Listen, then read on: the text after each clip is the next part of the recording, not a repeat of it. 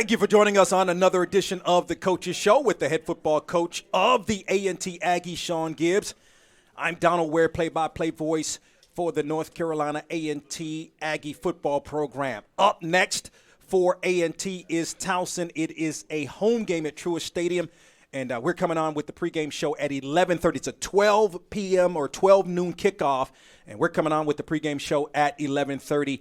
SiriusXM Channel 382 this week, also TobaccoRoadSportsRadio.com, as well as in Greensboro and the Triad 103.5 FM, 1400 AM. And for ticket information, you can visit NCATAggies.com. But we got to start here because a big-time win for the Aggies, 28-24, in dramatic fashion, as a matter of fact, the second CAA win for the Aggies in the third season of CAA play. And, of course, joining us as he does every week on the Coaches Show is Sean Gibbs, the head coach of the Aggies. What's going on, Coach Gibbs? Not much.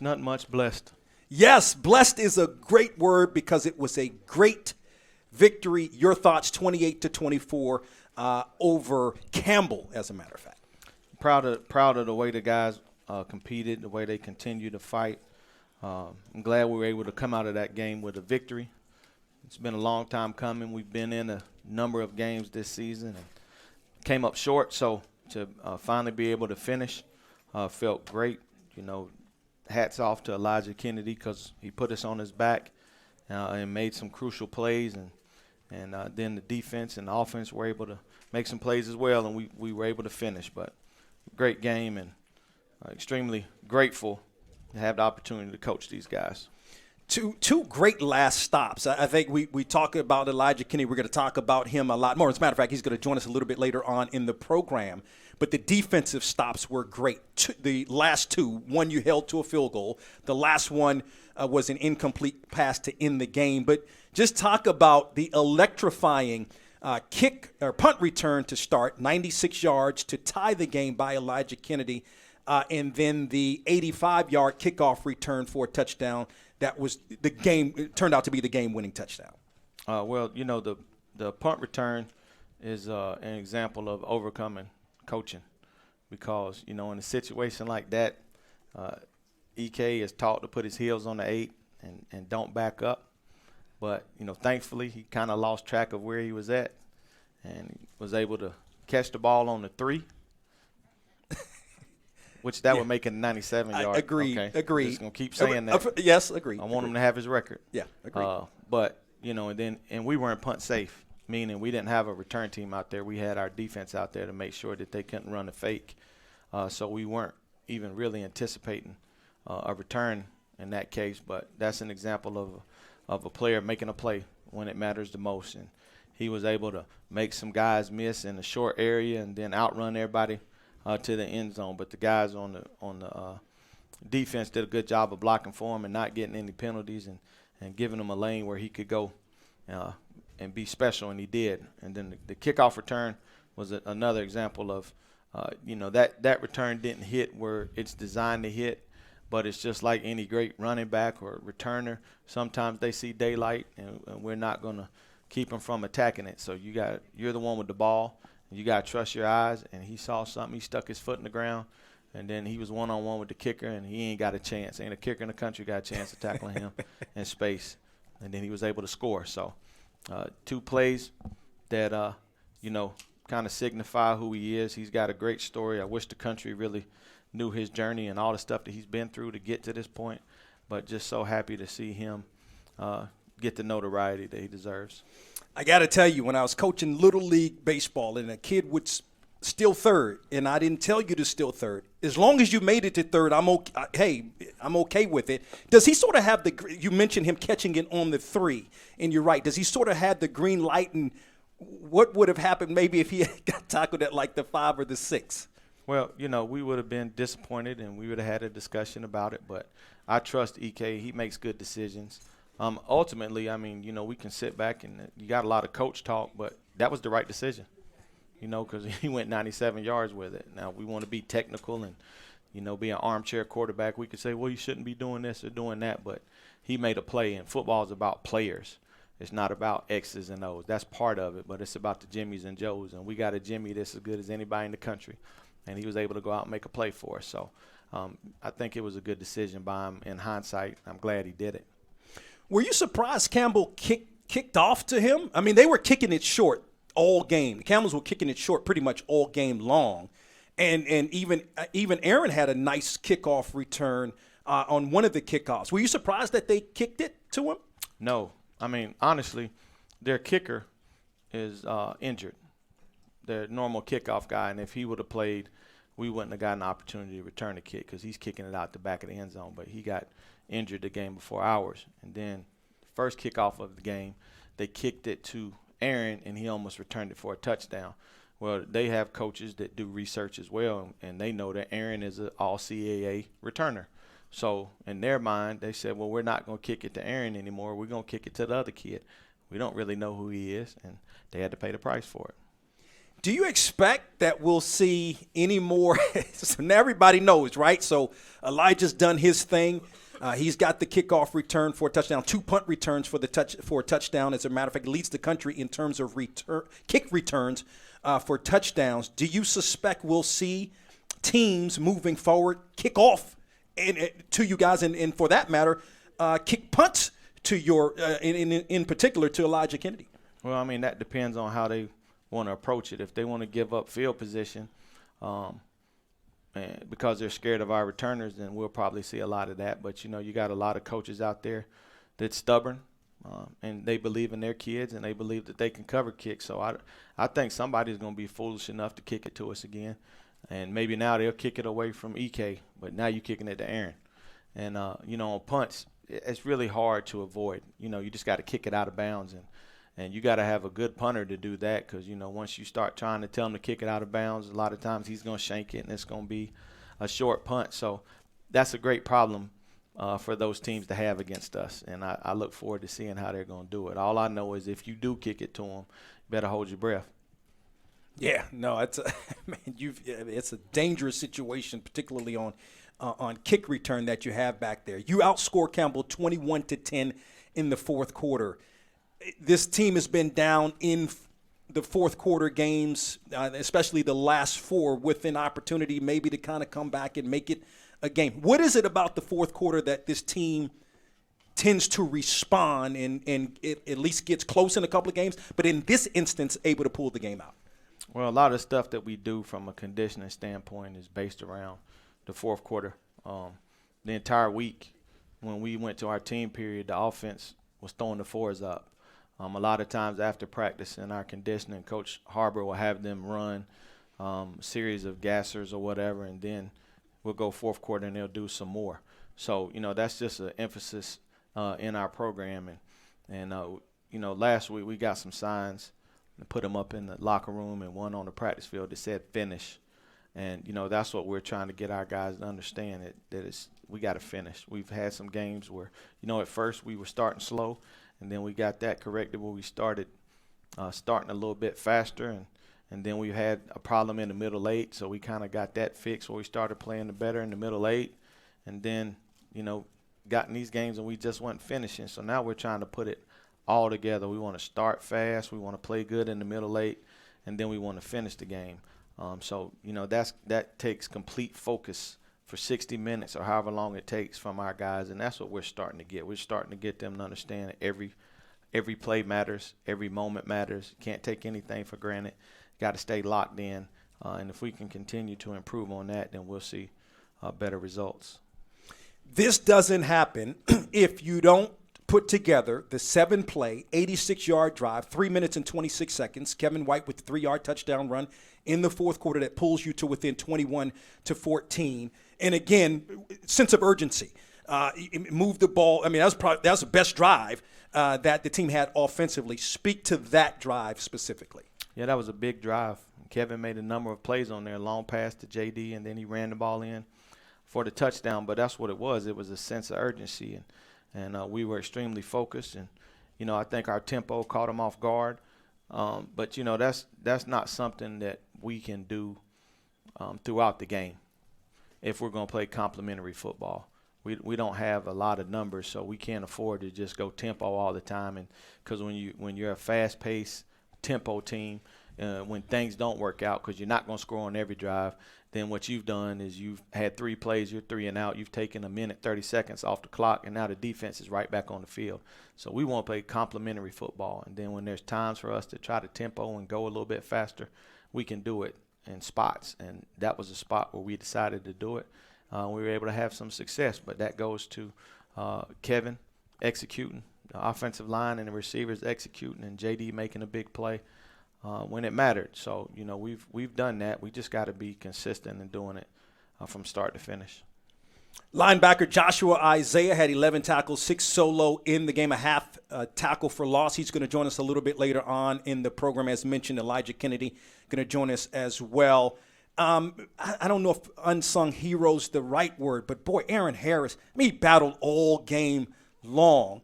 And I want to talk to you about a specific play in particular, but the last play. He breaks up the last play because you get the lead, 28-24, but now Campbell has some time to move down the field. It does. You get to a 4th down situation, and here comes number 4 making the play to break up the pass to end the game. Talk about how Aaron Harris played in that play specifically. Yeah, Aaron was matched up against a grown man. Number 0 was a grown man. Yes. And, he was able to make some plays when it mattered the most. And that was good to see. It's easy. People can sit in the stands and say, I'll cover him. That boy was 6'2", 205 pounds, strong as an ox, strong hands, could run a little bit. That's a matchup problem for most people. But Aaron responded and stepped up. And then when the game was on the line, it was number 0 versus Aaron, and Aaron made the play to win the game. Yep. Randall King, that was the young man. It was a play where Aaron, I forget when it was, but he got called for pass interference. Randall King helps him. It was just like a mutual respect between those guys who battled all game long. Can you speak to that? Yeah, that was I didn't want to say his name. I know his name. He's from Rocky Mountain. Okay. But yeah. And I asked the official why he called it, because initially I didn't think it was pass interference, but he said that Aaron didn't turn around and make an attempt. So that's why he called it. But, yeah, it's mutual respect, and you can see that between those two guys. Everybody knows when you're in a battle. And if you played football before, you're going to win some and you're going to lose some. And some days when you're playing against a grown man, he might win more than you do. But it's about the respect and knowing that somebody's out there competing their butts off. That's just a mutual respect. So that was good to see. And, that's what you get a lot in this conference. There's some good players. And whenever you get a chance to match up one-on-one with them and you accept that challenge, that's how you get some looks and people on the next level start looking at you. So I'm proud of Aaron. I got to ask you you mentioned talking to the refs. I don't know if it was that play in particular, but there was a time where you were talking to them pretty good. But they were listening to you. I don't know if you remember this time. It must have been, the conversation must have lasted for about 60 seconds. I don't think it was the Aaron Harris play on the pass interference. It was something else. What are you saying to them? I'm not trying to get all specific, but what was sort of your beef with them, if you remember what I'm talking about in that moment? I do. It wasn't really with them.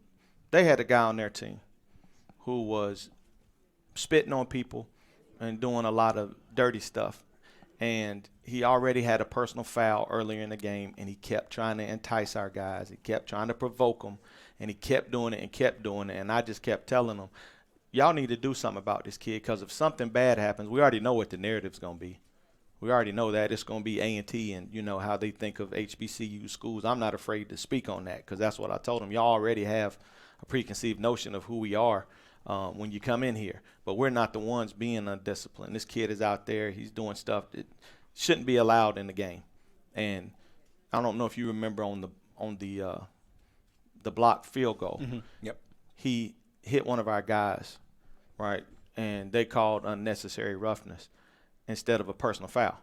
And if they would have called a personal foul, that would have been his second one, and he would have been kicked out of the game. And I just said, why are y'all keeping this guy around? Like, it's the entire game, and he keeps doing this stuff. Let's not let anything bad happen in this game. That was my beef with them. It wasn't anything other than that. I don't like stuff like that. Well, what was their response? Because it wasn't like sometimes officials may walk away. I mean, they were listening. I mean, let me be clear. It wasn't a conversation.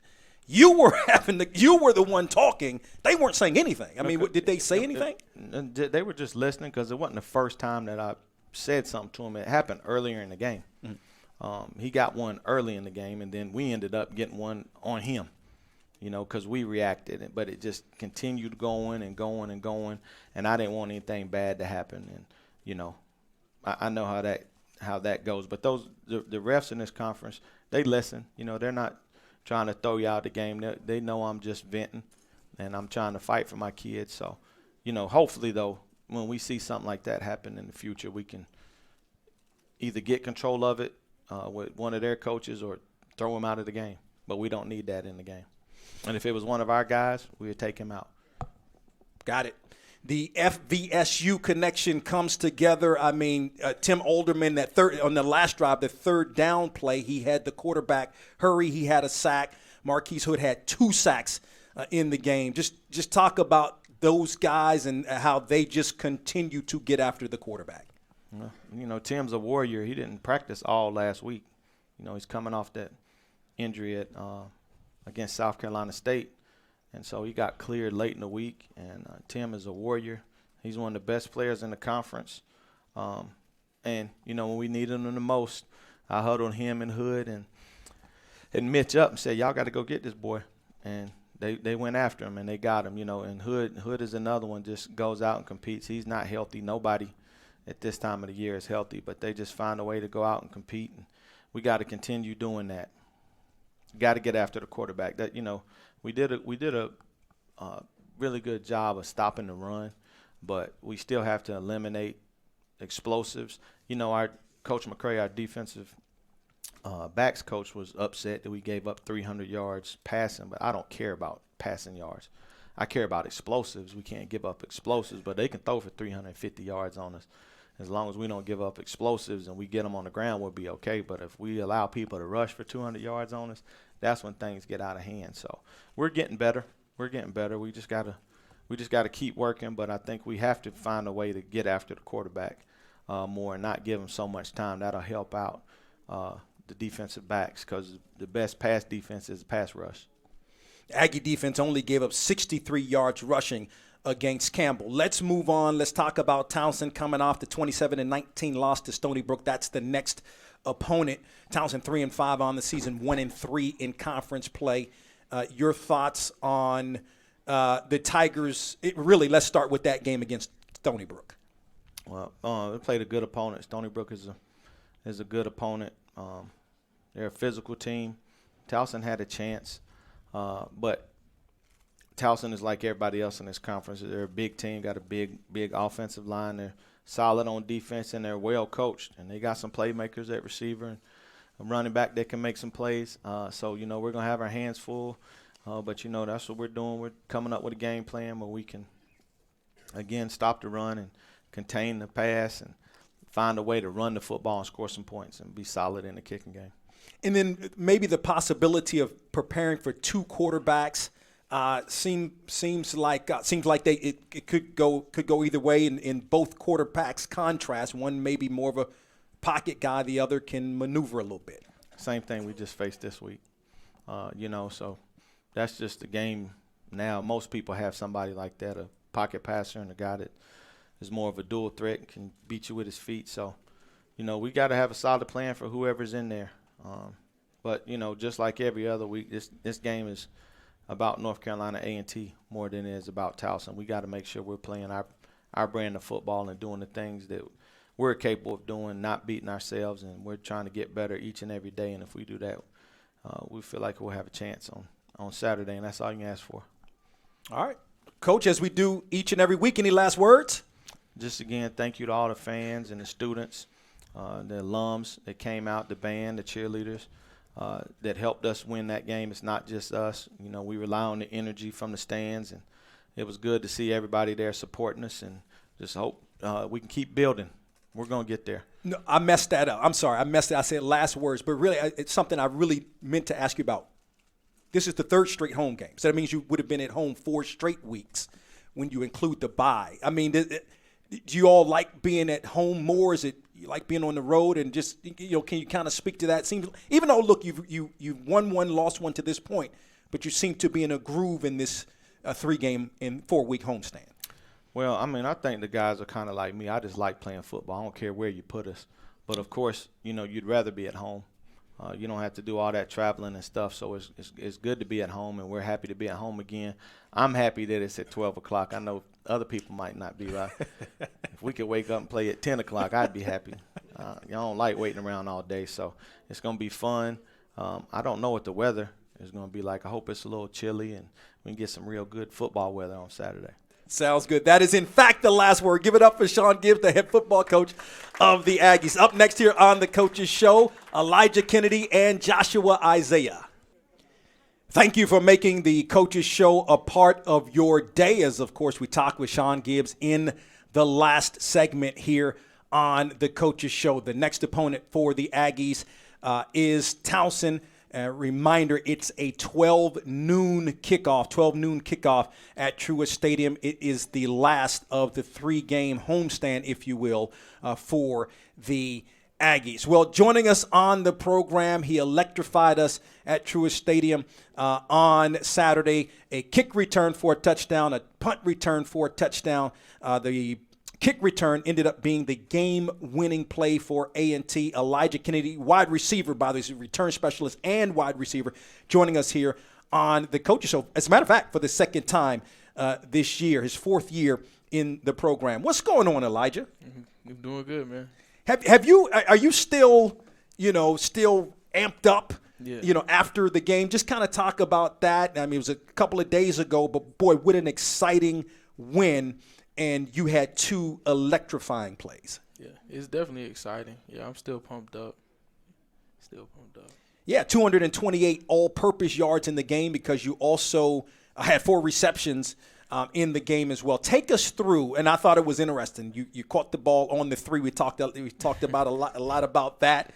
But look, they have all the confidence in the world in you. You already had a punt return for a touchdown this year. So just talk about that and catching it. It's one thing to catch it inside the 10. You caught it inside the 5. Yeah.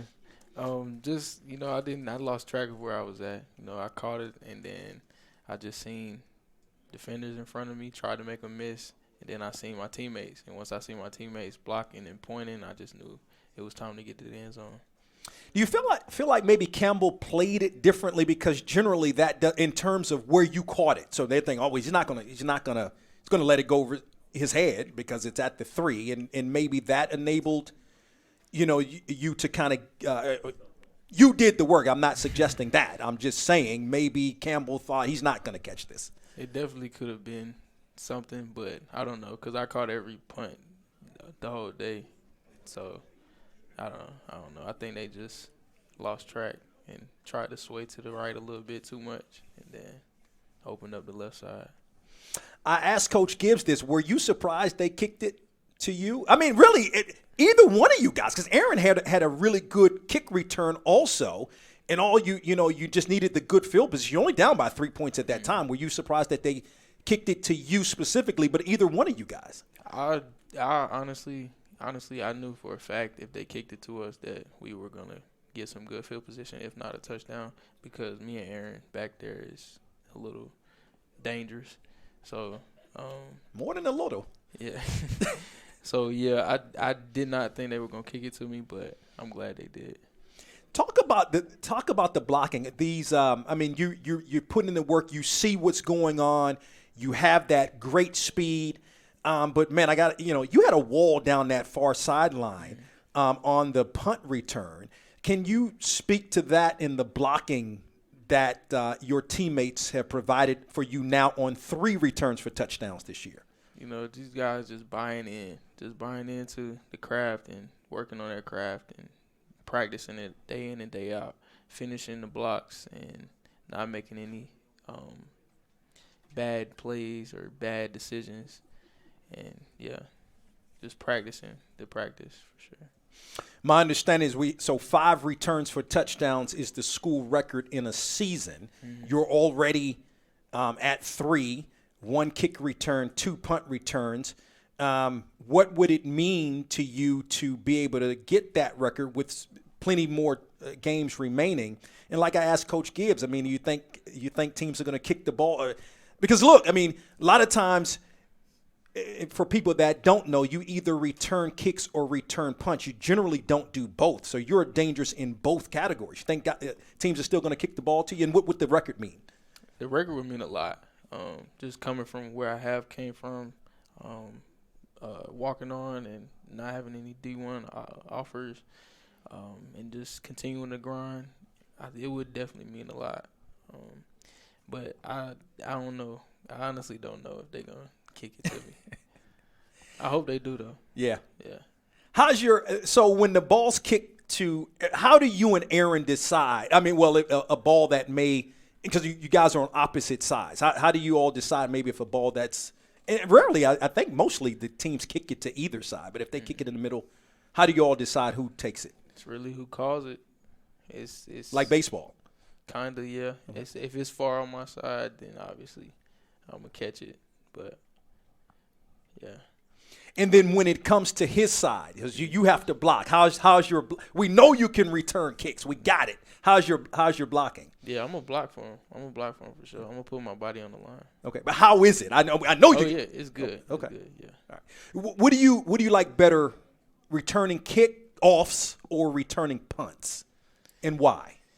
I would definitely say punt returns now. Before, it definitely would have been kick returns, but now punt returns because I'm more comfortable back there, and it's a lot funner now. A name that was mentioned that I hadn't heard in a while, which was so true. Curtis DeLoach was a great. I think he returned punts mainly when he was here, but Malik Wilson returned kicks and was really good at it. Chris Garden returned both. He was a guy that really did both. Speak to what it means where you are right now to be mentioned in the breath with some of those guys that have done it before you, that done it very well, that did it before you. It was really a surreal feeling because, those guys were really influential and they were really good at their craft. So being mentioned in the same sentence as them it's a good feeling. And then you had 4 catches, as I mentioned, in the game, starting to get targeted a little bit. But that wide receiver room is so deep. Yeah. Can you speak to the wide receiver room, how deep it is? But you're starting to get your targets and your catches as well. Yeah, we're stacked. We come out with relentless effort every day and working on our craft and being a pivotal part of this team. We definitely have some guys in that room. So it feels good to get some catches, but I know for a fact that if anybody in our room is out there, that we're gonna get it done for sure. Redshirt junior from High Point. How did you end up 4th year in the program? How did you end up here at A&T? I came here just talking to Coach Barnett 2021 and just looking for an opportunity to play. I had some D1 or some D2 and some D3 offers, but just staying in contact with Coach Barnett, I decided to come here and focus on my academics at first, and then ended up walking on to the team at the end of my freshman year, spring 2022, and from there it's been a long ride, but we getting there. Yeah, you are. Your major, which is an interesting one, and what you hope to do with that when your football playing days are over. It's data analytics, but I want to get into some sports analytics, and after that, maybe possibly get into like a head job, like a general management, athletic director, something along those lines. Wow. Have you talked to someone like Brad Holmes, who's with the Lions, played his football here? First, HBCU GM in the National Football League. Have you been able to have? You mentioned gentleman. Have you been able to have a conversation with him? I haven't had a conversation with him, but I'm looking forward to having a conversation with him for sure because he's definitely someone to look up to because he's coming from A&T and he's doing big things in the NFL. So that's definitely somebody I'm looking up to. Give it up for Elijah Kennedy joining us here on the Coaches Show. And we appreciate the time, Elijah. Thank you very much. As mentioned, the next opponent is Towson coming to Truist Stadium, and it's a 12 noon kickoff. Remember, 12 noon kickoff, early kickoff.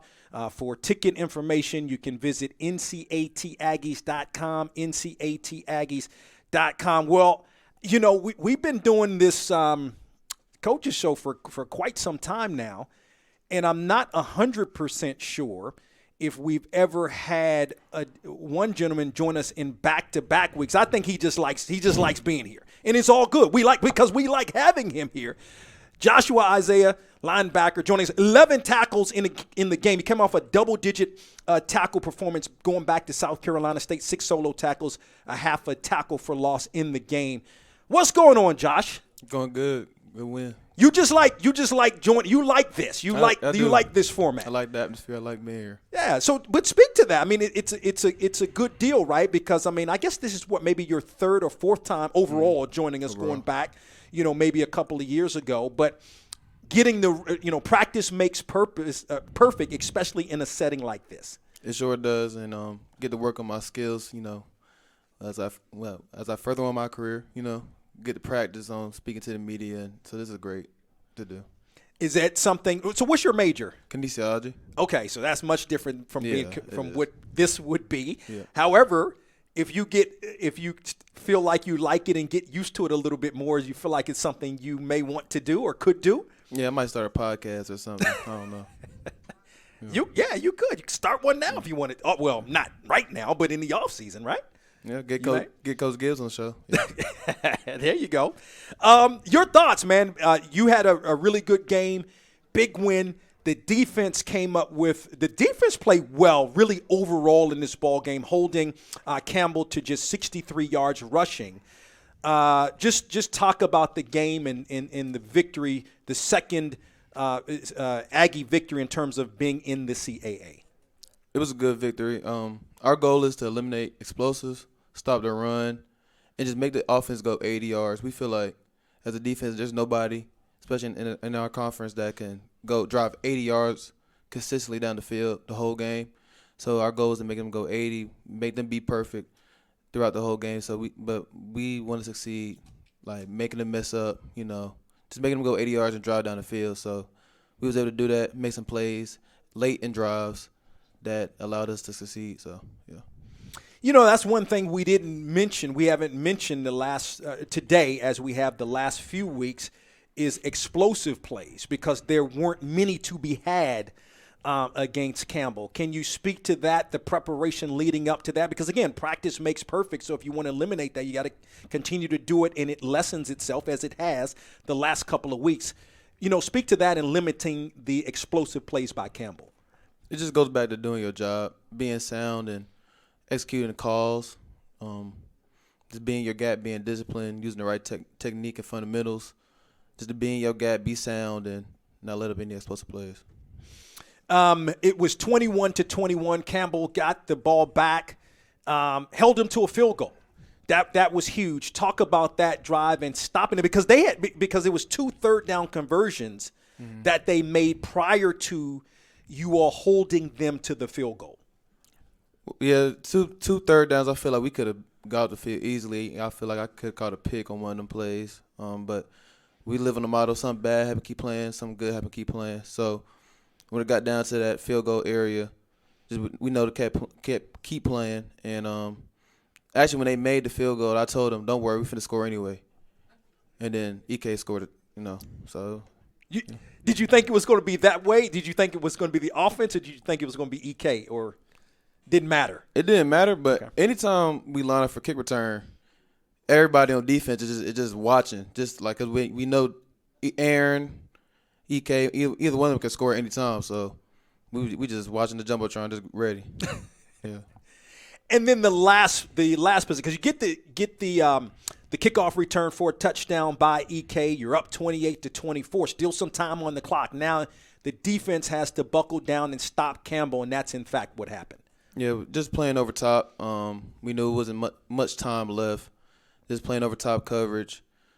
We got pressure with 3. So Hood, and shout out to Marquise Hood and Tim Alderman and Trayvon Dye, who was on the D line rushing. I'm just QB spine, so it was just great to get him off the field in the last drive.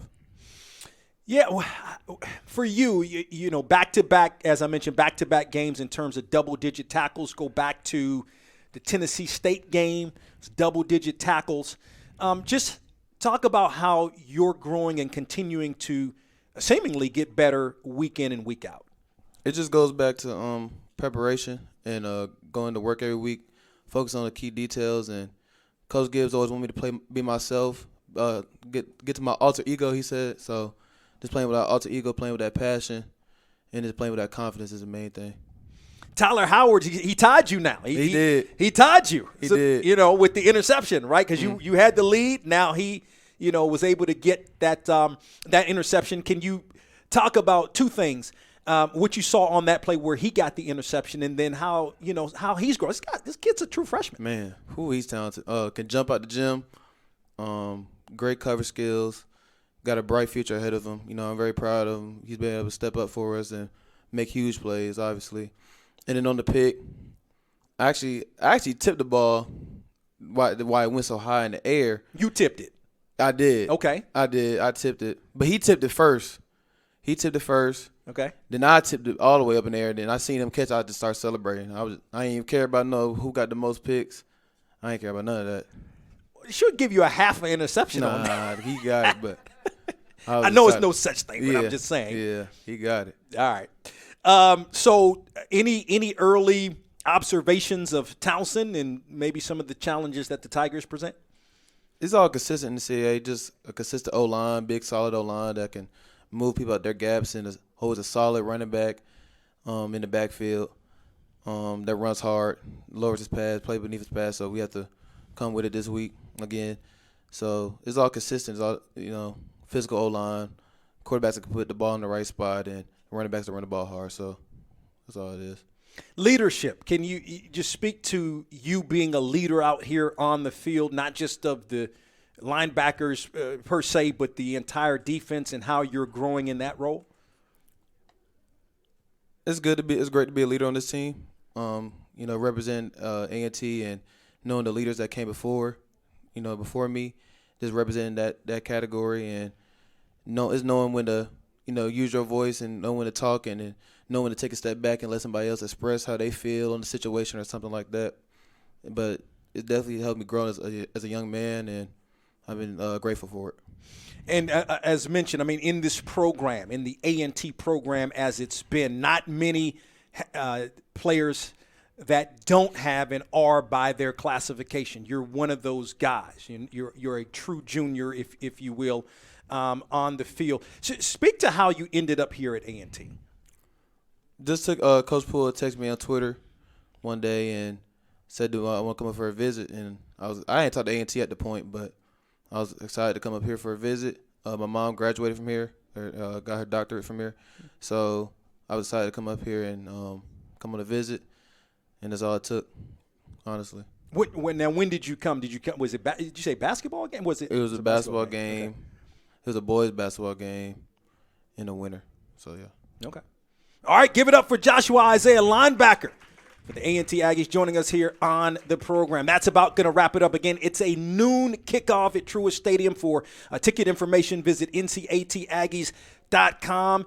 We're coming on with the pregame show on the Aggie Sports Radio Network at 11:30, 103.5 FM, 1400 AM. This week on Sirius XM Channel 382, and always at TobaccoRoadSportsRadio.com. We'll talk with you next week.